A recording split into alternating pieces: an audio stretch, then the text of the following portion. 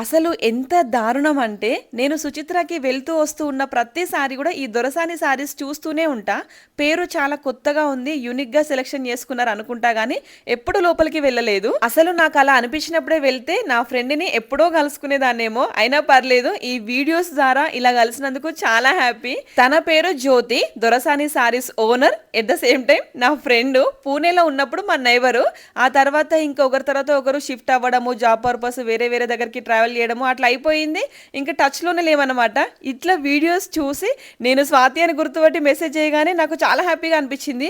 అస్సలు ఎక్స్పెక్ట్ చేయలేదు దొరసాని sorry shop నా ఫ్రెండ్ జ్యోతి అయ్యి ఉంటదని చెప్పేసి. ఫస్ట్ టైం అనుకుంటా ఒక సారీ షాప్ కి వెళ్ళి సారీస్ చూడకుండా ఇలా కబుర్లు చెప్పుకుంటూ ఉండడము. చాలా ఇయర్స్ అయిపోయింది కాబట్టి కడుపు నిండా కాసేపు మాట్లాడుకున్న తర్వాత కొన్ని సారీస్ అయితే చూసినాను. నెక్స్ట్ షాట్ లో అప్లోడ్ చేస్తాను. ఉన్న కలెక్షన్స్ అన్ని కూడా చాలా బాగున్నాయి. అవును, మా జ్యోతి పెట్టిన దొరసాని సారీస్ అనే నేమ్ ఎలా ఉంది, మీకు ఎలా అనిపించింది కామెంట్ చేయండి. Thank you.